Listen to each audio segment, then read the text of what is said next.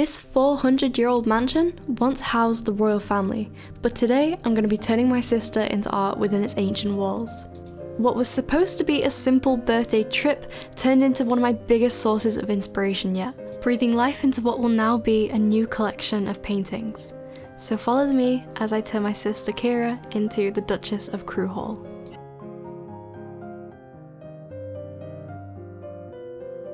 A couple weeks ago, it was my birthday, and since it's not every day your girl turns 21, we decided to stay at a 400-year-old mansion. Built in the 1600s for a powerful judge, this place was so impressive people claimed it brought London to Cheshire.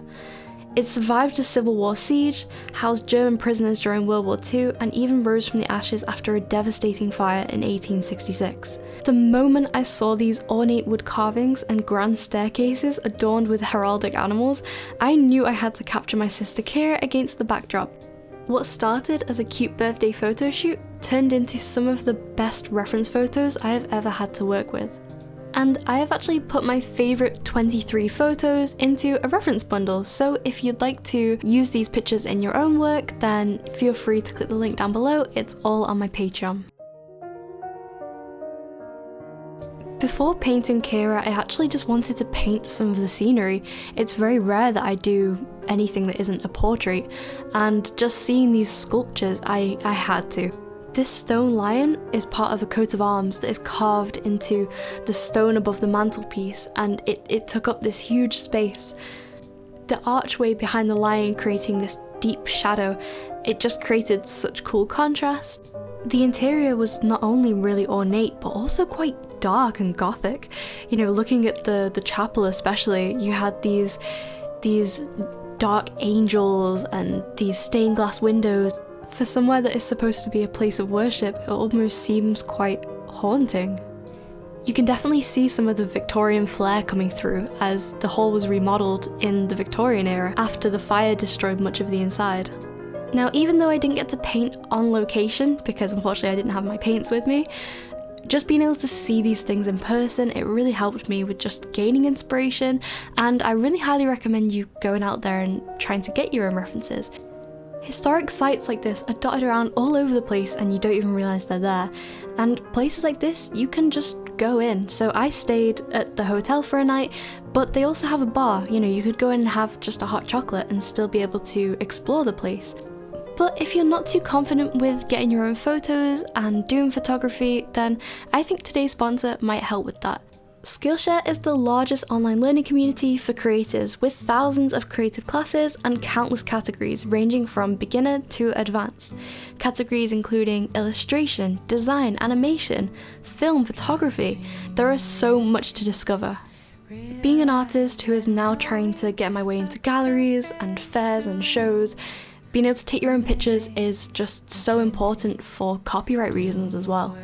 I made a mistake recently by entering a painting that I did, which was a study of someone else's photograph, and no matter how hard I tried, I could not find the photographer. So despite being pre-selected to showcase in this gallery, I couldn't go ahead with the application because I knew that it wasn't right and that I don't own the copyright. So now I'm trying to learn the new skill of photography. Luckily, Skillshare had so many great classes on portrait photography in particular. Some focused more on natural lighting, and others showed you how to set up for a studio photography session. All of it was so helpful and all in one place. So whether it's photography that you're wanting to learn like me, or if it's any other skill that you can think of, Skillshare's got you. The first 500 people to use my link in the description will receive a 1-month free trial of Skillshare. So get started today.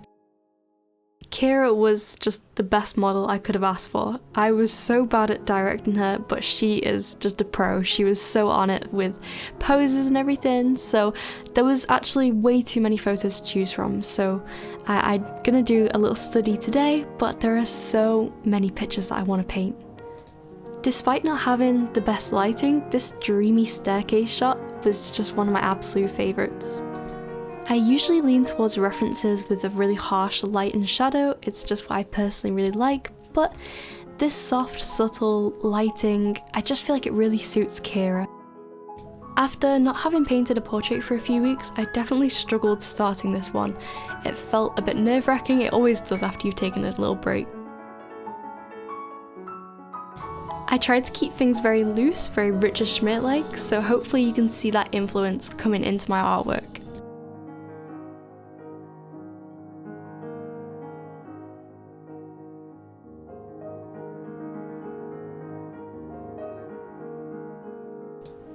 This is how I've been approaching paintings recently. I haven't been marking out any facial features. I just go in with these big blocks of shapes and colour and just build up the face like that. I find it less stressful, funnily enough. At this stage, I just keep squinting my eyes to see if it generally looks like the reference, and I keep working like that. And here I flip my canvas because I wanted to get a new perspective. I was just trying to create a likeness, I guess. I wanted it to look like Kira before the eyes were in, the features were in, because then you know you're on the right track.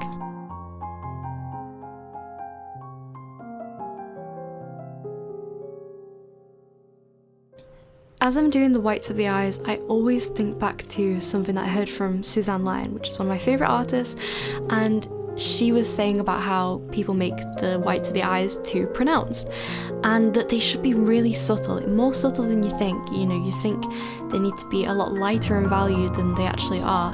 So here I lightened it up a tiny bit, but I still kept it really subtle. I've definitely been taking the less is more approach when it comes to facial features. I used to, when I'd paint, say, like an eyebrow, I would make it too dark, way too dark in value, and it would stand out off the face.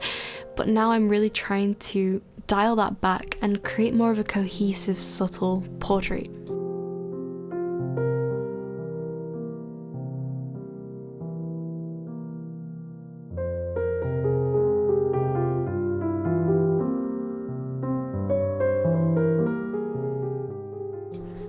And then we get to the hands. I'm not great at hands. I usually don't include them because I prefer to run away from my responsibilities, but I really wanted to master hands. It is something I want to work on. So I checked out loads of other artists' videos about how they approach hands, or just looking at people's step-by-step picture process. And I had an idea, I went with it. So instead of defining the fingers straight away, I blocked in the sections as I did the face, and then sort of put subtle lines between the fingers. I could definitely use some drawing practice to perfect these hands. I think where my downfall is that I don't actually do much drawing, and every great artist will tell you that the base of a good painting is being a good drawer. Now I know that I'm happy with the eyes, I decided to go back and make them just a little bit darker. And again, it's still keeping it very subtle, but I know that I want to draw the viewer's attention to the eyes because Kira has the most beautiful big blue eyes. So I wanted to make sure that would be a focal point, so I made it a little bit darker and more defined than all the other features. And that is pretty much it for this study. Now, this is not the last you're going to see of Kira.